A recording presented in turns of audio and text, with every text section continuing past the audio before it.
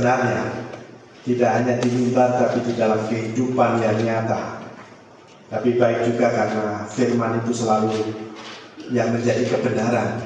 Pengalaman akan menghidupkan firman itu, tetapi kebenarannya yang ya dan amin adalah firman. Sehingga kita bisa benar-benar kuat di dalam melangkah kalau itu dikonfirmasi bahwa kita sedang berada di rel, kita berada di jalur, dan kita berada di dalam kehendak Tuhan. Baik, saya akan membaca sedikit lagi bagian yang tadi sudah kita baca dari Keluaran pasal 1. Saya akan hanya membaca intinya saja dari ayat 17 sampai dengan ayat yang ke-21.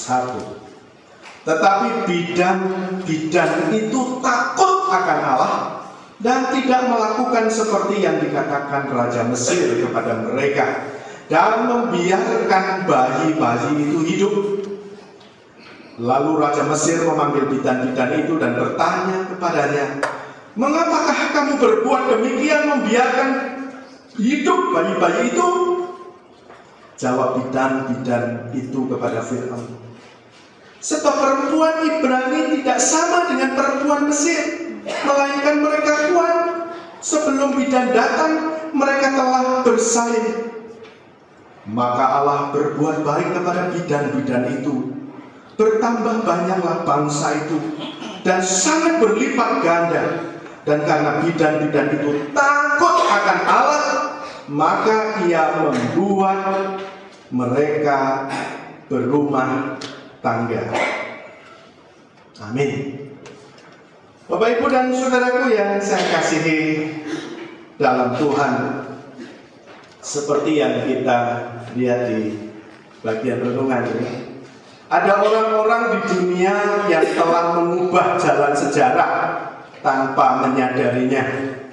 Biasanya mereka adalah orang-orang biasa yang pada satu titik melangkah dan hanya bertindak menolong orang lain, mungkin sangat sederhana, tidak pernah terpikirkan, tapi di kemudian hari itu ternyata dampaknya sangat besar.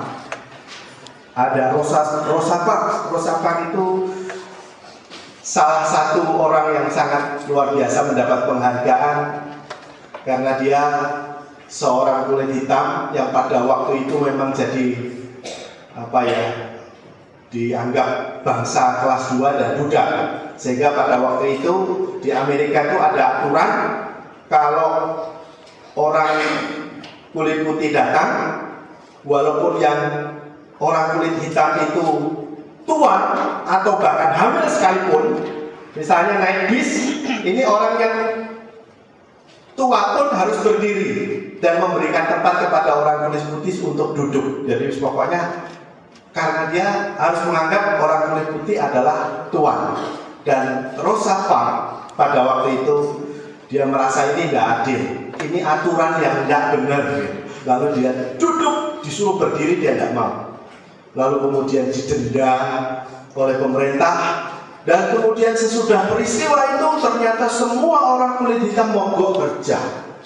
Dan itu yang kemudian membuat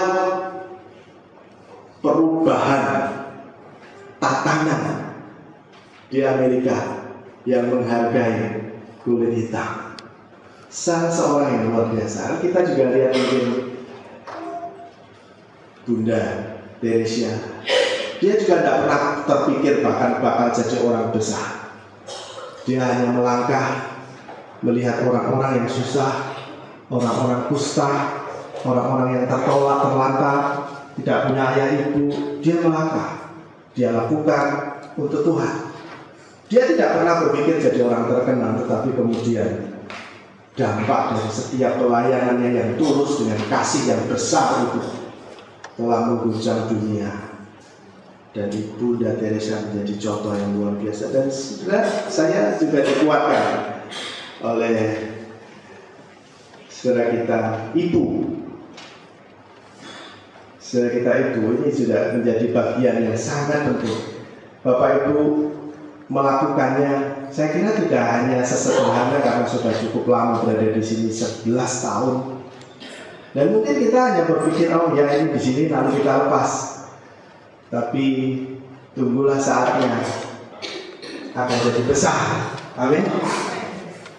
Kita sedang melakukan kehendak Allah dan tidak tahu apa yang kemudian Tuhan kerjakan berlipat-lipat. Dan itu juga yang dilakukan oleh kedua bidan, Sifra dan Pua. Kedua bidan ini takut akan Allah. Dia dibayari oleh Fir'aun untuk mengerjakan pekerjaannya sebagai bidan, dan dia ditugasi untuk membunuh sejak di kandungan.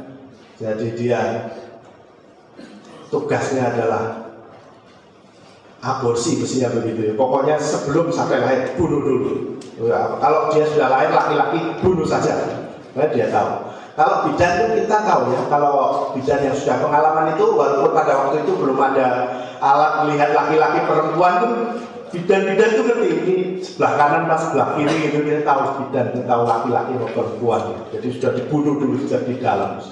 Tapi kalau sudah terpaksa proses suruh bunuh, nah itu maksudnya Fir'aun. Tetapi kita lihat Sifra dan Pua takut akan Allah. Tentu dia berada di persimpangan di sini. Berada di persimpangan karena dia seorang upahan, dia seorang bawahan, dan dia mestinya harus taat kepada yang menggaji, yang membayar, yang menyuruh, yang menginstruksikan, apapun resikonya. Tetapi rupanya dia berani menerima resiko, karena resikonya bukan hanya dipecat, resikonya adalah hukuman mati bagi seorang yang melawan Fir'aun. Saudaraku yang dikasihi oleh Tuhan, kita sering menghadapi bahaya ketika kita berada di persimpangan.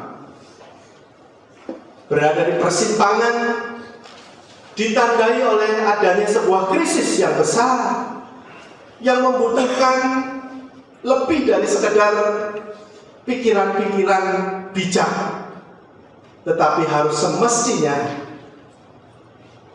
didasarkan oleh hikmat Allah untuk mendapatkan solusinya. Bukan sekedar motivasi-motivasi, tetapi perkataan-perkataan Allah yang ya dan amin untuk mengatasi. Tergantung kita ketika kita menghadapi masalah dalam krisis, dalam pengalaman hidup. Pada waktu krisis terjadi, solusi, penyelesaian, keputusan yang akan kita ambil itu akan mempengaruhi berikutnya. Apa yang kemudian terjadi? Ada 3 bahaya ya, bisa saja terjadi. Yang pertama, orang barang mengatakan wreck itu barang yang sudah hancur. Kalau dibawa ke asuransi itu sudah tidak layak untuk diperbaiki. Menghadapi krisis tetapi tidak bisa melawan. Keputusannya salah fatal dan hancur. Ini adalah keputusan orang yang menolak Allah. Keputusan orang yang memberontak kepada Tuhan, tidak mau menerima Allah dalam keputusan-keputusannya. Mereka menganggap dirinya bijak, pandai, dan kemudian apapun yang dibuat berdasarkan keputusan intelektualnya saja, biasanya itu akan berakhir dengan kehancuran. Dalam hal ini kita melihat Fir'aun tidak bisa diperbaiki. Bahkan ada bagian berikutnya nanti Fir'aun juga sampai Tuhan mengeraskan hatinya. Tapi ada kemungkinan yang kedua, kesalahan itu bukan wreck dalam arti hancur atau binasa, tetapi ada kemungkinan cuman accident. Itu cuma kecelakaan. It can be repaired. Itu bisa diperbaiki. Itu juga adalah apa yang terjadi kepada orang-orang percaya. Allah adalah Allah yang second chance. Dia punya berikan kesempatan kedua. Misalnya seperti Rasul Petrus sekalipun yang pernah menyangka Tuhan. Dan juga orang seperti Demas yang pada waktu sangat dibutuhkan oleh Rasul Paulus, Demas meninggalkan Paulus dan mengasihi dunia, tetapi kemudian ada perbaikan, masih bisa dipulihkan lagi. Itu namanya accident. Itu hanya ya kecelakaan. Jadi bukan ini, kalau orang barat bilang itu hanya fender bender, itu hanya sesuatu yang sedikit penyok atau bengkok, bisa diperbaiki. Dan itulah kesempatan-kesempatan bagi orang-orang percaya, karena Allah tidak akan membiarkan jatuh sampai tergeletak kepada orang benar. Firman-Nya mengatakan apabila ia jatuh tidak sampai tergeletak, sebab Tuhan menopang tangannya. Inilah yang terjadi kepada kita. Tapi keputusan itu mungkin terjadi. Tapi ada bagian yang ketiga adalah self crossing. Self crossing adalah sebuah keputusan yang kemudian oleh karena dia mempercayai Allah, ya, kemudian keputusan itu membuat dia walaupun menghadapi krisis, dia kemudian naik level. Ini namanya self crossing. Dia nyebrang, mengalami sesuatu yang sulit, tetapi dia kemudian naik level. Dan kadang-kadang juga terjadi perubahan hidup yang total. Misalnya seperti Rasul Paulus, dia sama sekali total. Arah dan pikirannya, pola dan cara hidupnya, pengajarannya berubah total. Dia naik level. Dari orang yang sangat mengandalkan hukum Taurat, kemudian total berubah dengan grace minded. Dia benar-benar mengandalkan anugerah. Khotbah-khotbahnya, pengajaran-pengajarannya, hidupnya selalu hanya berkata, "It's only by His grace," hanya oleh anugerah. Total berubah. Coba bayangkan Rasul Paulus yang dulunya selalu bicara hukum Taurat, saya suku Benyamin, saya, tapi kemudian tidak, semuanya hanya oleh anugerah. Bahkan kemudian seluruh kitab-kitabnya itu berbicara tentang kalau engkau masih mau menambahkan sesuatu kepada Injil Kristus dan berkata Injil plus, misalnya Injil plus sunat, terkutuklah. Dan itu adalah self crossing, menyeberang tapi naik level. Ya, kita mau pilih yang mana. Dan kita melihat sekarang kehidupan Sifra dan Pua. Dia menyeberang. Ini berada di intersection, dia berada di persimpangan. Tapi when she facing intersection, dia betul-betul mengambil keputusan yang tepat. Keputusannya itu adalah takut akan Allah. Dia lebih memilih takut akan Allah. Dia tidak mau membunuh bayi-bayi Ibrani.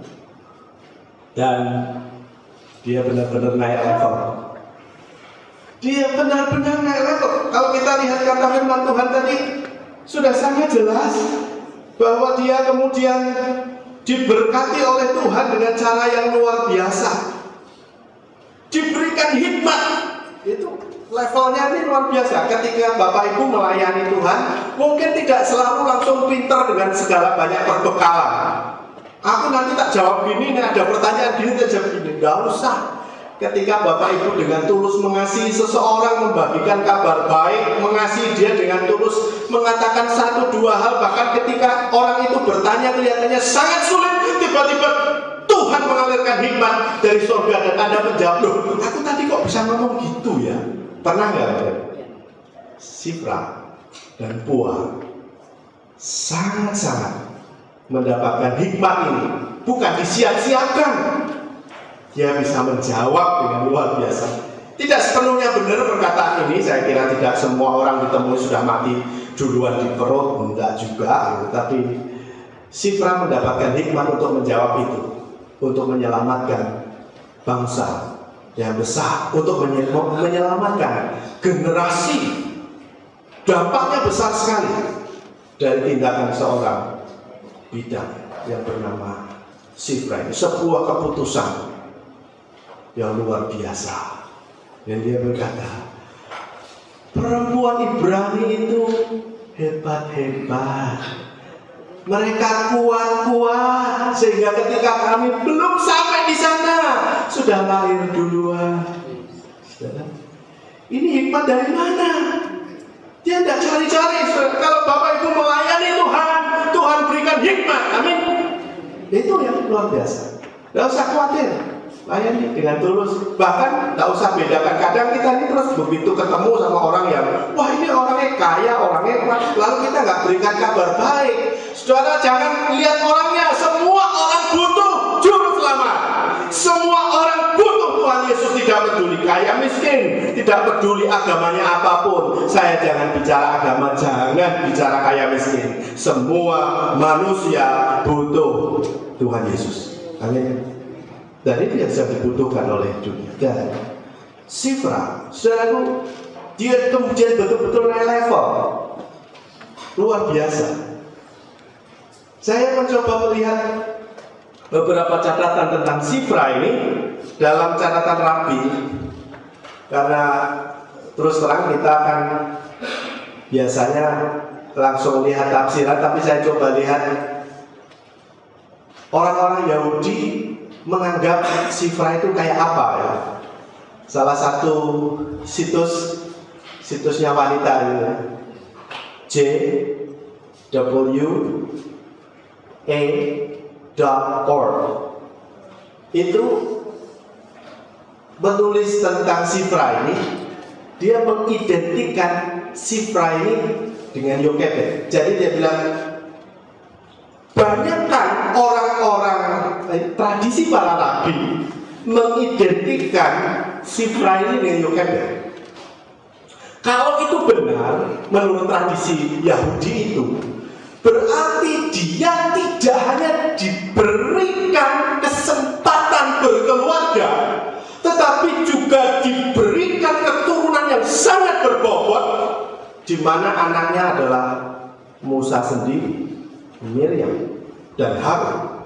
Dia memperanakan keturunan imam, dia memperanakan keturunan nabi, dan itu berarti Tuhan memberikan satu penghargaan yang sangat besar kepada seorang yang mengambil keputusan benar ketika terjadi persimpangan. Saudara, saya sangat terkesan karena ini ide saya lihat dari situsnya orang Yahudi yang memang menurut mereka identik dengan Yokebed, ibunya Musa. Hanya nama lain karena Sifra itu beberapa tafsiran mereka sendiri ya. Katanya itu tugasnya karena dia membersihkan bayi, maka dikasih nama itu Sifra. Saudaraku yang dikasihi oleh Tuhan, sekecil apapun yang Bapak Ibu lakukan dengan keyakinan bahwa kita sedang melakukan kehendak Allah, keputusan itu bisa mempunyai dampak yang sangat besar. Lakukanlah dengan takut akan Tuhan, apa saja. Jangan melakukan segala sesuatu hanya karena ingin, hanya karena suka, karena saya kepingin bahagia atau yang lain-lain. Tapi lakukanlah karena takut akan Allah. Saudara yang dikasihi oleh Tuhan, kalau kita lihat orang-orang yang menghadapi kehidupan yang sangat sulit, tetapi kemudian dia memilih untuk takut akan Tuhan lebih daripada takut akan orang atau pujian orang, pelayanan orang-orang ini akan sangat tajam, akan sangat efektif dan menjadi berkat lebih luas lagi. Ada seorang hamba Tuhan, dia seorang worship leader, dia juga seorang musisi yang sangat baik. Tetapi dia punya masalah, dia punya dosa. Dia melayani Tuhan dengan luar biasa dan orang selalu bertepuk tangan ketika dia membawa pujian atau memimpin paduan suara atau apa saja. Tetapi dia merasa harus ada yang dibereskan dari hidupnya sendiri. Dia homoseks. Melayani Tuhan, tapi dia homoseks. Suatu kali dia konseling kepada hamba Tuhan, tetapi hamba Tuhan itu juga ternyata homoseks. Oh, ngeri ya. Tapi itu terjadi sungguh-sungguh di Amerika. Di dunia kita mungkin kalau ada homoseks sembunyi-sembunyi ya mereka. Tapi saudara, ini terjadi. Dan dia di dalam hatinya begitu kuatnya Roh Kudus itu mengingatkan dia, kamu harus bertobat, kamu harus mengaku dosa di depan jemaat. Jemaatnya puluhan ribu, saudara. Anda mungkin bisa nggak seperti ini? Lebih takut akan Allah, perintah Roh Kudus, atau takut kepada orang-orang ini? Nanti kalau saya ngaku, saya bakal dibuang, saya bakal tidak dipakai lagi pelayanan. Sudah bisa bayangkan? Hari Jumat itu dia bilang dulu dengan istrinya. Walaupun dia homoseks, dia juga mesra dengan istrinya. Dia bilang, Hani, maafkan saya. Selama ini saya bohong kepada kamu. Saya selalu berpura-pura baik seperti malaikat, melayani sebagai seorang musisi dan worship leader. Tapi saya bohong, saya adalah seorang homoseks. Dia betul-betul tulus, dia mengaku kepada istrinya sesudah bertahun-tahun peristiwa itu terjadi. Kemudian istrinya juga berkata, akhirnya kejujuran memperanakan kejujuran. Istrinya juga berkata, oh my husband, forgive me. Maafkan saya, ampuni saya. Before I got married with you, sebelum saya nikah sama kamu,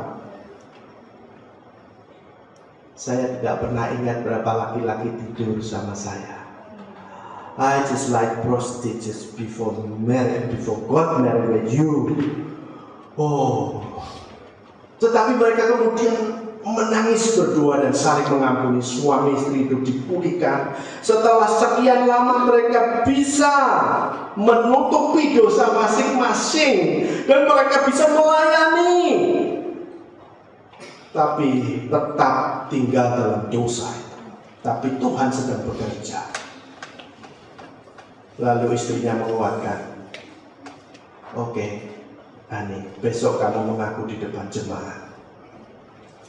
Malam minggu sebelum pelayanan, dia biasa selalu pegang organ, pegang alat musik. Tiba-tiba sudah jemaat penuh dan dia kemudian datang di depan dan berkata, Bapak Ibu yang saya kasihi, ampuni saya telah lama sekali menipu Bapak Ibu. Bapak Ibu lihat saya seperti malaikat, saya melayani, dan mungkin juga Bapak Ibu diberkati. Tapi saya bohong, saya seorang homoseks, dan saya diperintahkan oleh Tuhan. Tuhan mau saya tidak hanya dipakai oleh orang, Tuhan mau saya tidak hanya dipakai oleh gereja, tapi dia mau pakai orang yang mau dibersihkan, orang yang mau mengakui dosa. Dan sekarang saya katakan, ampuni saya. Anda bisa pakai saya terus melayani, atau Anda mengusir saya tidak melayani di gereja ini. Saya tidak apa-apa, saya berterima kasih. Saudara, apa yang terjadi waktu itu? The whole of congregation, seluruh jemaat itu berdiri dan dia berkata, "We forgive you." Mulai teriakan sambil menangis, mereka berkata, "Kami mengampuni kamu." Terus kisah ini mungkin agak asing, tapi mungkin Anda tahu orang ini kalau saya menyanyi lagu ini. You are my strength when I am weak. You are the treasure that I see. You are my all and all. Seeking you as a precious jewel, Lord, you give up, I'll be a fool. You are my all and all. Bagian bawah dia katakan, when I fall down, you pick me up.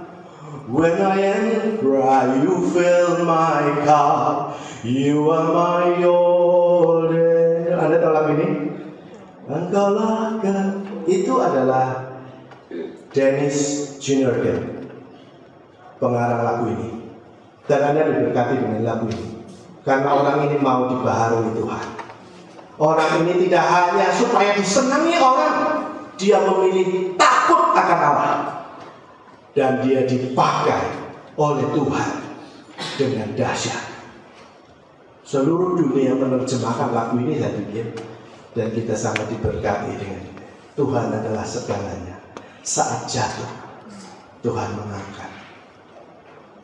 Sama seperti Sifra diberkati oleh Tuhan luar biasa, karena keputusannya untuk memilih takut akan Tuhan. Bapak, Ibu, dan saya, kita ditantang hal yang sama. Ketika kita berada di persimpangan, when we are facing intersection, we must choose cling only to the Lord.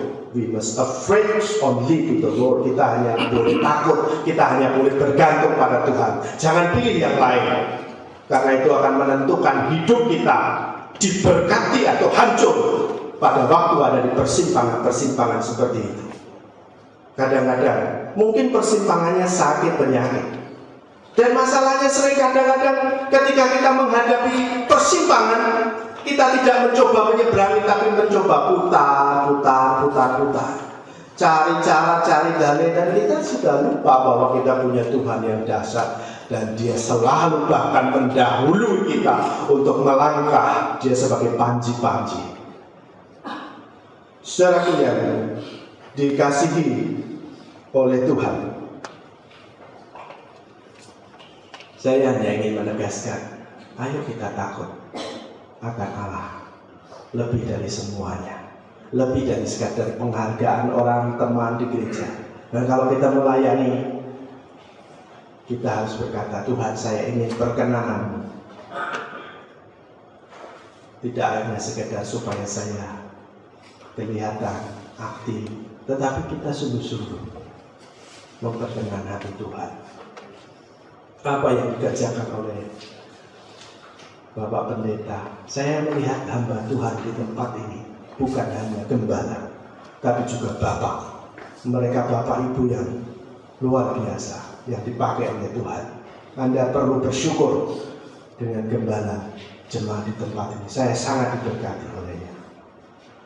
Dengan ada saudara kita, ibu, dan juga mungkin ada yang lain-lain yang diceritakan.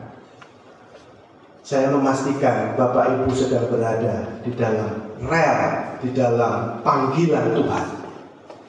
Tidak selalu mudah, tetapi setiap kita menghadapi sesuatu yang sulit, kita pilih untuk takut kepada Tuhan.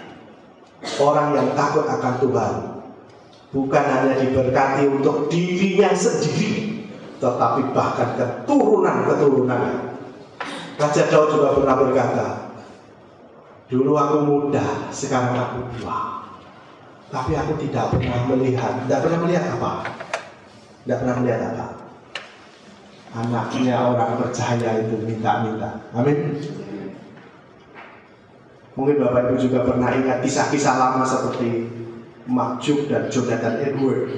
Makjub itu keturunannya jelek-jelek oleh karena dia ateis, tidak terima Tuhan, tapi keturunan Jonathan Edward yang takut akan Tuhan, diberkati luar biasa. Mungkin saya kira itu pasti sudah pernah Bapak Ibu baca. Tapi kita hanya mau membuktikan bahwa tidak sia-sia kita bekerja dengan takut akan Tuhan. Saya ingin mengakhiri khotbah saya karena sebenarnya khotbahnya sudah panjang dengan banyak kehidupan, dengan satu pujian. Pujian ini berkata begini, when the valley is deep, ketika kita menghadapi jurang yang dalam. When the mountain is steep, ketika kita sedang melihat dakian gunung yang begitu tinggi. When the body is weary, ketika badan kita begitu letih. Ketika kita tersandung dan jatuh, kita kemudian melihat Yesus. Dan dia tidak hanya datang, tetapi dia membawa hadiah.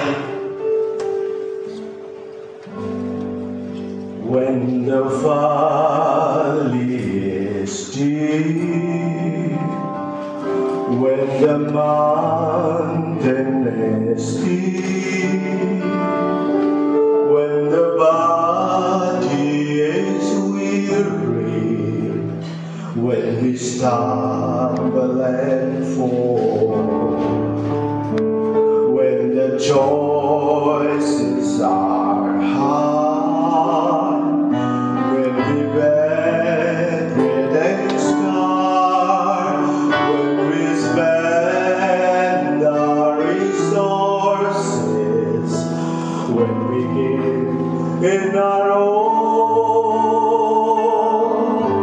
in Jesus' name we press on. In Jesus' name we press on.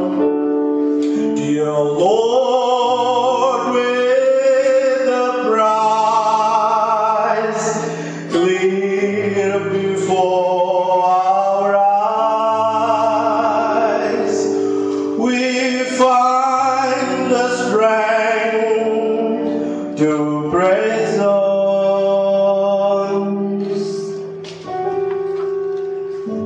When the valley is deep, when the mountain is steep, when the body is weary, when we stumble and fall, when the choices are hard, when we bear great and scar, when we spend our resources, when we give in our own, in Jesus' name we press on. In Jesus' name we press on. Dear Lord, with the prize clear before our eyes, we find the strength to press on, to press on. Mari kita maju terus takut akan Tuhan. Mari kita berdoa. Terima kasih Bapa. Saat badan kami letih, saat kami menghadapi masalah yang berat, kami boleh memilih untuk takut akan Tuhan. Pilihan yang benar. Kami mengandalkan Engkau.